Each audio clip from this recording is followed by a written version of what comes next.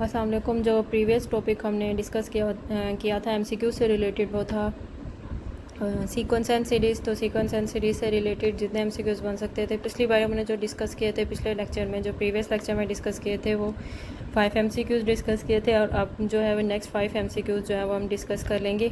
कुछ जो है वो सीक्वेंस और सीरीज़ से ही रिलेटेड है, और जो नेक्स्ट आएंगे वो बायनोमियल जो थ्योरम है उससे रिलेटेड है। जैसे अब यहाँ पे गिवन है कि जो फर्स्ट एमसीक्यू है कि जो nth term of the arithmetic progression is, मतलब कि जो nth टर्म हमने अर्थमेटिक प्रोग्रेशन की बतानी है, तो ए ऑप्शन हो जाएगा a1 plus n into d. जो बी ऑप्शन है a1 plus n minus one into d. C जो है वो a1 plus n by d, और डी है नन। तो इसमें हमें पता है कि इसका जो राइट ऑप्शन है, जो nth टर्म फाइंड करने का जो राइट ऑप्शन है, जो मतलब कि जो जनरल फार्मूला है अर्थमेटिक प्रोग्रेशन का, वो है बी, मतलब कि a1 plus n minus one into d. a1 क्या होती है, जो फर्स्ट टर्म होती है जो सीक्वेंस में गिवन होती है। एन आ जाती है कि जो नंबर ऑफ टर्म्स होते हैं, और डी आ जाते हैं कि जो इनका जो कॉमन डिफरेंस होता है, मतलब कि जो सेकंड टर्म और फर्स्ट टर्म को जो माइनस करने से जो आंसर आता है उसको हम कॉमन डिफरेंस कहते हैं।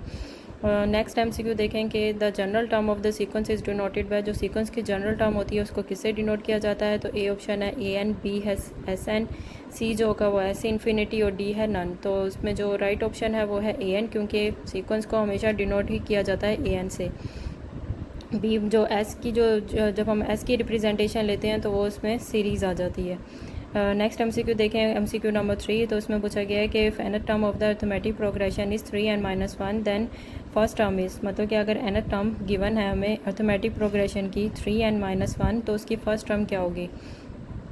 ए जो ऑप्शन है वो है -1, बी 4, सी 2 एंड डी जो है वो -4।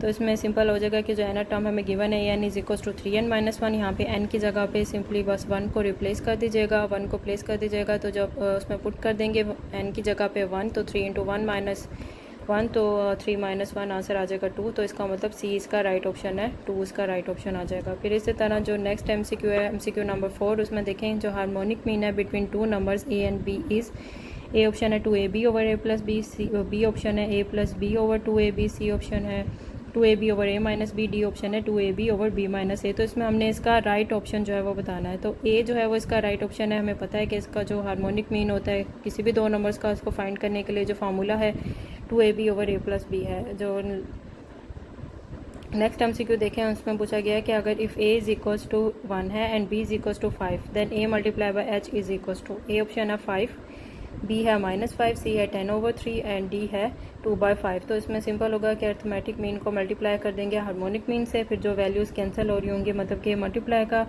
साइन यूज़ किया गया है तो इसका मतलब वैल्यूज़ कैंसिल हो सकती हैं। तो a प्लस बी से कैंसिल हो जाएगा, 2 से कैंसिल हो जाएगा, तो आंसर आ जाएगा ए बी। तो अब a की वैल्यू है 1 और b की वैल्यू है 5, वो इसमें पुट कर दें। जब a की जगह पे 1 पुट किया और b की जगह पे 5, तो आंसर आ जाएगा 5। तो इसका मतलब जो a ऑप्शन है वही इसका राइट ऑप्शन है। तो बस इसमें से बस इतना ही करना है। ये सीक्वेंस और सीरीज़ से रिलेटेड जितने एमसीक्यूज़ बन सकते थे वो बनाती हैं। ज़रूरी नहीं है कि यही एमसीक्यूज़ आएँ, इसी से रिलेटेड एमसीक्यूज़ बन सकते हैं कि इसी को चेंज करके जैसे एमसीक्यूज़ बन सकते हैं आपके फाइनल पेपर के लिए। इसलिए आप लोगों को ये सीक्वेंस और सीरीज़ इससे रिलेटेड उनकी जो डेफिनेशंस हैं वो सारी आनी चाहिए। और harmonic mean, arithmetic mean, geometric mean, इनको कैसे फाइंड किया जा सकता है कि अगर कोई दो वैल्यूज़ ए और बी की गिवन हो तो उस तरह से उसका हार्मोनिक मीन कैसे निकालेंगे, उसका ज्योमेट्रिक मीन कैसे निकालेंगे, इस तरह से ये आपको फाइंड करना आना चाहिए। जैसे अभी ये सिर्फ ए की गिवन था कि अगर ए क्रॉस एच है, इसकी वैल्यू को निकालना था, तो उसके लिए हमने सिर्फ सिंपल उसका फार्मूला पुट किया, फिर जो वैल्यूज़ कैंसिल हो रही थी उनको कैंसिल कर दिया और आंसर उसका फाइंड कर लिया गया। इसी तरह से आप लोगों को बस सिर्फ यही चीज़ आनी चाहिए कि अर्थमेटिक मीन, ज्योमेट्रिक मीन, इन सबके फार्मूलाज अच्छे से याद होने चाहिए। अब जब नेक्स्ट है उसमें एमसीक्यूज़ है related to the binomial theorem. Binomial theorem से रिलेटेड एक ही एमसीक्यू बनाया है। नेक्स्ट लेक्चर में फिर बाकी एमसीक्यूज़ देखेंगे कि इसमें पूछा गया है कि what are the coefficient in the expansion of x plus y raise to the power 4। तो ये ऑप्शन है 1 3 3 1, बी है 1 4 4 1, सी है 1 2 3 2 1 एंड डी ऑप्शन है 1 4 6 4 1। तो इसके लिए सबसे पहले जो बायनोमियल थ्योरम का जो फार्मूला है वो लिख दीजिएगा, a plus b whole raise to the power n is equals to a raise to the power n plus n times a raise to the power n minus 1 b plus n into n minus 1 divided by 2 factorial a raise to the power n minus 2 b square plus up to so on. ठीक है, इस तरह से इसका formula लिखना है। सबसे पहले आपको पता होना चाहिए कि कोफिशिएंट क्या होते हैं। तो कोफिशिएंट जैसे यहाँ पे एग्जांपल लिखी हुई है कि 4x स्क्वायर प्लस 2x। तो वेरिएबल्स के साथ जो वैल्यूज़ होती हैं उनको कोफिशेंट्स कहा जाता है। जैसे यहाँ पे 4 और 2 जो हैं ये इसके कोफिशेंट्स होंगे। तो जैसे देखें कि x plus y whole is to the power 4 है। अब हमने इसमें जो इसके कोफिशेंट्स बताने हैं ना, तो इसमें आ जाएगा कि इसको सबसे पहले एक्सपेंड कर लीजिएगा। ये आप लोगों को पता है कि कैसे एक्सपेंड होता है कि x की पावर 4 फिर प्लस n टाइम्स है तो n की जगह पे आ जाएगा 4, फिर x की पावर ये मतलब कि a की जगह पे अब यहाँ पे यूज़ हुआ हुआ है x और b की जगह पे यूज़ हुआ हुआ है y और n की जगह पे है 4। जो ऊपर फार्मूला है उसको यूज़ करते हुए इसकी वैल्यूज़ को पुट कर दीजिएगा।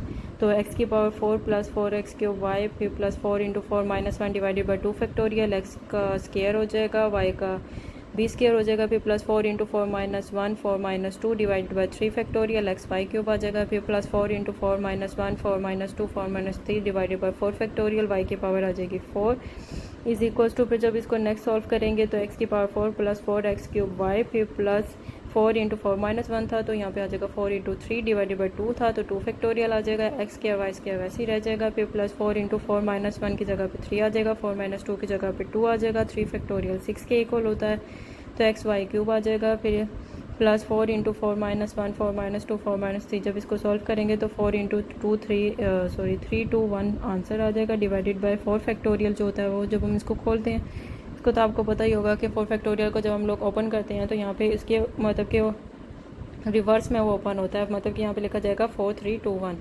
तो इस तरह से इसके 4 फैक्टोरियल जो होता है वो ओपन होता है। फिर जब हम इसको सॉल्व करेंगे तो आ जाएगा x की power 4 plus 4x cube y plus 6x square y square plus 4x y cube plus y की पावर आ जाएगा 4। तो इसमें हमने इसके कोफिशेंट्स देखने हैं x और y, मतलब कि वेरिएबल्स के साथ जो भी वैल्यूज़ होंगी, चाहे वो वेरिएबल्स प्रोडक्ट में ही क्यों ना हो, मगर उसके साथ जो वैल्यूज़ होंगी जो कॉन्स्टेंट्स होंगे उनको कोफिशेंट्स कहा जाता है। जैसे आप देखें x की पावर 4 है तो इसके साथ 1 तो होगा ना, तो 1 है तो 1 इसका कोफिशेंट हो जाएगा, और x क्यूब y है उसका 4 है, फिर इसी तरह 6 आ जाएगा, 4 आ जाएगा और 1 आ जाएगा, मतलब कि इसका d जो है वो राइट ऑप्शन होगा।